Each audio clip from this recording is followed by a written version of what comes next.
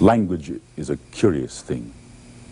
And the black contribution to the English language has come about in many curious forms. For instance, the phrase, "a man is worth his salt," derives from ancient times in Africa, when captured slaves were sold for their weight in salt, a then precious substance. There's also evidence that the very familiar term, "okay," was founded in the black experience. However, be that as it may, we have with us a young man named Paul Mooney, who is quite good with words. He is both okay and is most assuredly worth his salt. Black Omnibus presents Mr. Paul Mooney. I went to school in West Oakland, and then it was a slum. Since then, it's become a ghetto.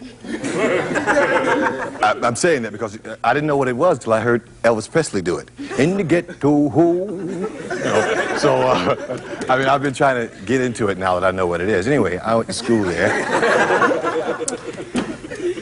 And a lot of my friends, I'm looking around to see if I see any of my old friends. I see one. Or two, maybe three, white people.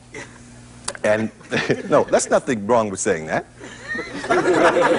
No, I mean, I want to realize it because I know the audience is predominantly black. There's nothing wrong with saying white people. And it sounds old-fashioned, but some of my best friends were white. No, they were. And I mean, I had white friends for days. I mean, for real. Oh, I was white back, if you could dig it. And I was into my Endura bag. You know, you get that affected speech, Endura. You know, you heard it, really. And I was as white as they got. The white socks, the tennis, I had my little Levi's kind of washed out. My folks thought I was crazy. They said, "Here come the nut," because I had some little education, right? Endura is dinner. You know, because black people don't do that. You know, they don't do that. White people do. My white friends, they had me trained. I'd say, "Pass the salt, pass the pepper." You know, they look at me so crazy because you know when black folks sit down, it's none of that kind of stuff. Because you know, black folks, it's like beautiful, it's rhythm. It's just they sit there. You know what I'm talking about? They just be eating greens, as that hot water cornbread. It'd be Oh, this is so good. This will make you slap your mama. You know.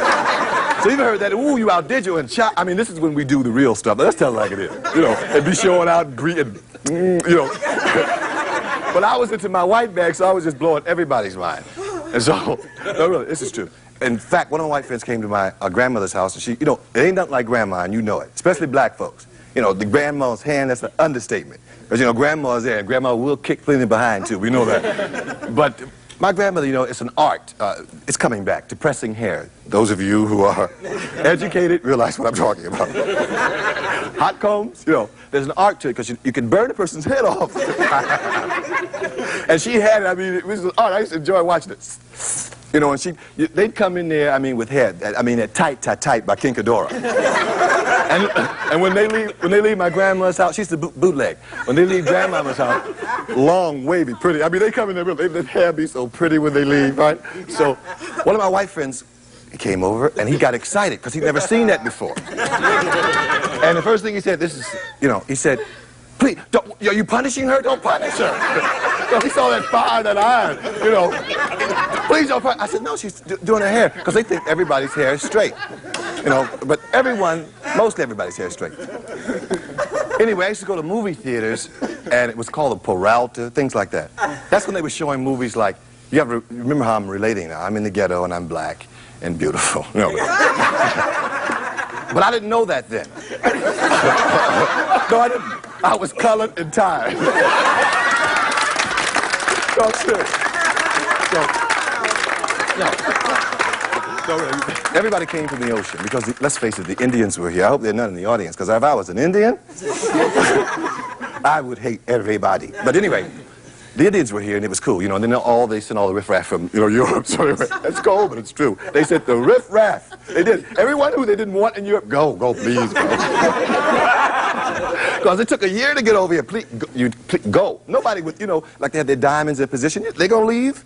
Take a year's trip on an ocean that they weren't too sure if the world was round, all other stuff. Anyway, I get far-fetched. But anyway, when the Italians came over here, their ancestors, we still have, he might be Italian, you know, because they all look somewhat alike. But no, really.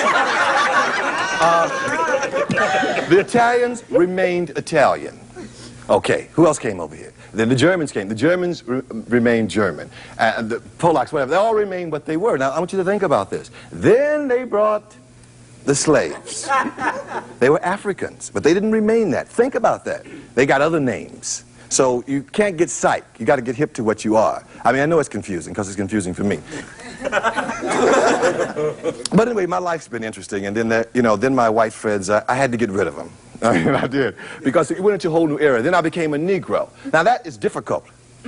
Being colored is easy because you can be tired and ignorant and get away with it. But when you have to be a Negro, it is rough. Because you have to end in ra to everybody. You have to, end in ra. And I got so tired of end in ra. And my briefcase and my white voice and trying to get jobs and trying to be educated and I used to go home so tired. I'm not lying. I mean, I would be tired. I said, another day of being a Negro, I can't take it. And then hope came along and peace, and we became black, and we were liberated. We were all liberated. We became, and I mean, niggas went crazy. I ain't lying. Niggas went crazy. Niggas went crazy. Niggas got to wearing dashikis. They got to taking their names after leopards. Niggas put their razors away. Because, niggas used to be bad. They used to, with their fists, they jump out and beat you up. You call, and that's another thing. We'll go into that word, too, which is a beautiful word. Because my uncle almost killed a white man one time. That was the thing, and, it was a rep. Because you were from Louisiana or from Texas. If white man called you, you get out and you were pitched behind, or you couldn't live in the ghetto. White man make the mistake, he'd be drunk, and they say, oh, nigga, they get out of the car and just beat him up, right? Now if a white man did that, nigga get out and kiss him. Right on. You got it, brother. It's right, see, because things change. But anyway, you change, you get into that word, because nigga can be beautiful, and I'm going to talk about black women for a while, because I love them. They're beautiful things. I love them because they gave us the double meaning to nigga. Because, see, the white people would give it to us, but when we go home, they can make it. How a black lady can call you a nigga. A black woman could call you a nigga in so many words. You come in late, nigga. And then if she want to be good to you, then it's, come here, nigga. It's, yeah.